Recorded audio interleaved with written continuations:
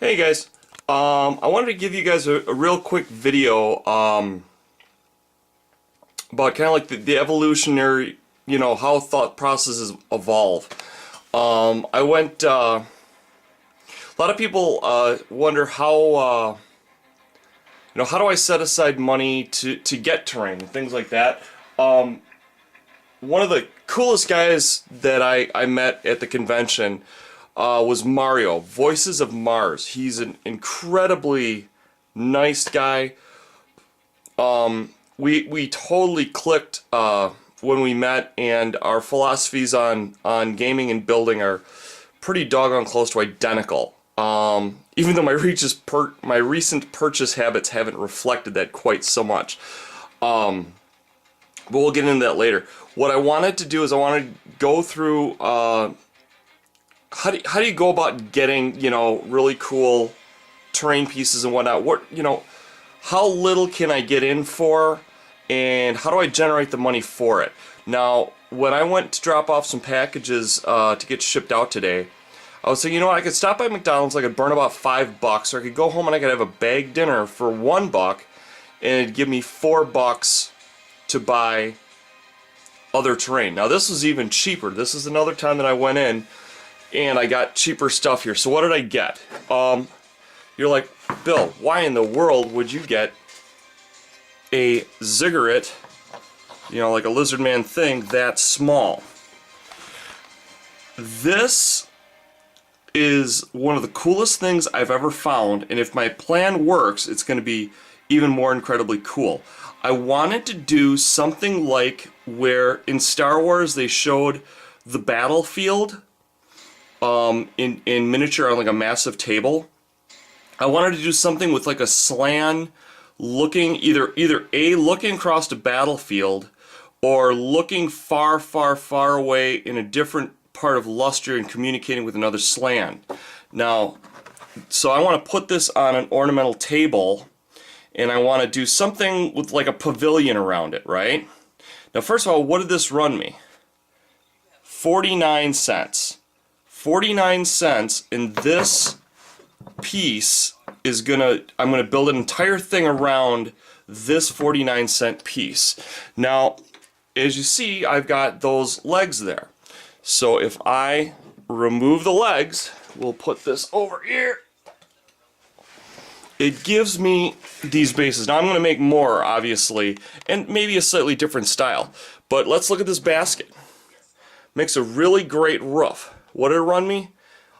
49 cents. I've spent $1 so far, and I got this really cool, I'm going to put this on a table, but I've got this really cool situation where I might be able to, let me put this down for a second, guys. I'll just show this here. But I'm trying to give you guys a good impression of what this can look like.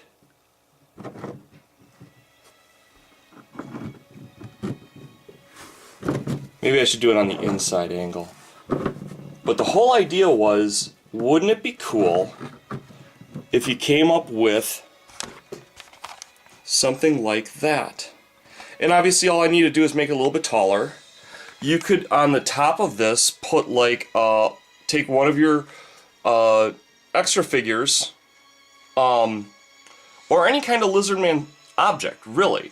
Let's take a look at some cool things we can do here. I'm just doing this off the top of my head. I got a couple of snakes, right? I've got a lizard dude. Imagine lizard dude on like a stone platform on the top, right? And then him painted up in like a gold or something. And then imagine, if you will, now these snakes are really bent pretty badly, but imagine, if you will, you could have two like walkway pieces coming in where these snakes are down as decorative, and paint them up in the same kind of gold setup. You could paint the skulls up as gold. You could leave this with let me get this back a little bit. You could leave this with the sun-bleached look, or I could start working in tans. I could go straight black, work up some browns. There's any number of ways you can utilize this, but for the price of 49 cents and 49 cents, and I can just go through my extra Hearst Arts bricks. You guys can totally use foam bricks, cut foam bricks, and for less than $2, you guys can make a really cool centerpiece for your Slant army. This could work very well for D&D or any kind of role-playing or along those lines as well. Let's move this out of the way and show you some other stuff.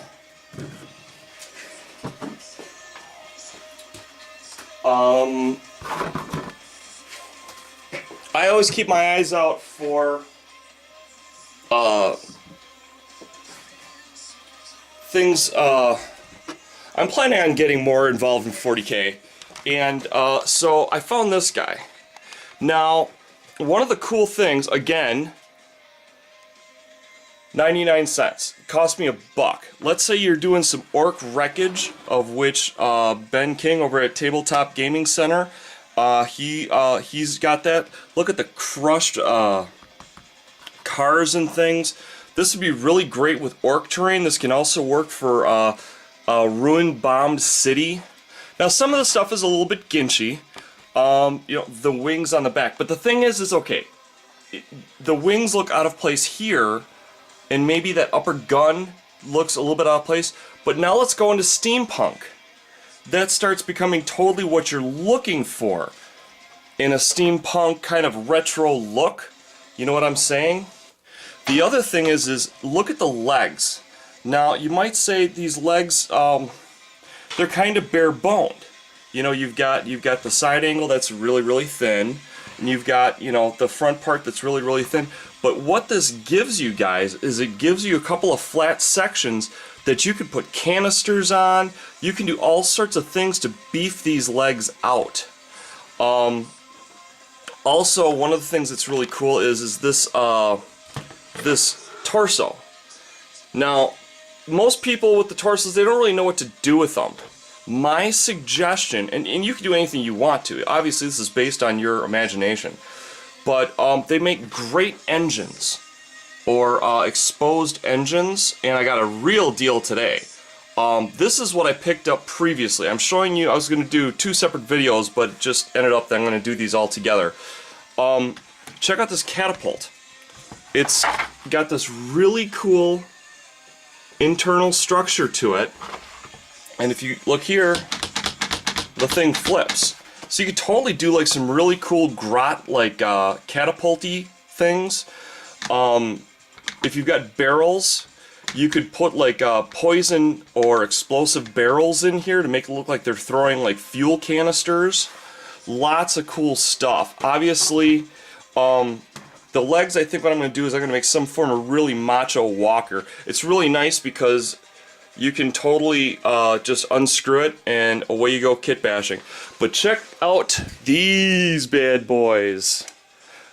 This is my best find. I'll go right to the meat of the matter. Check this guy out. Ben has been really on me to say, you need to finish that Titan, buddy.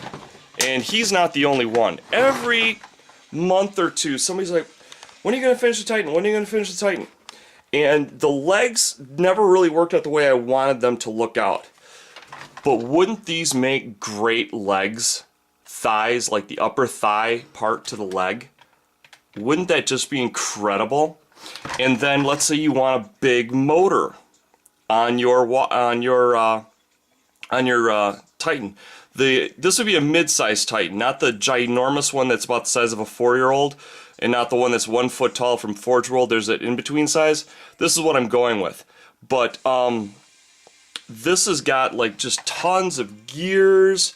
I mean, I could totally part this thing out, or I could keep it as is. I think I'm going to keep it as is, and let me show you something else. A lot of kids' toys have this nowadays. That's right. My Titan is going to have an idle. It's going to idle. How cool is that? Now, the back seems, you know, kind of, you know, It's got this neat gear system that can go round and round. I'm not so concerned about that. I think I'm gonna plastic card plate these over. But as far as like upper legs are concerned, I really don't think you can do much cooler than that. And this ran me $1. How about that? I get an engine for a Titan. I get 2 highly detailed thighs. I get lighting effects. I get sound effects. Ran me $1. Let's check this guy out.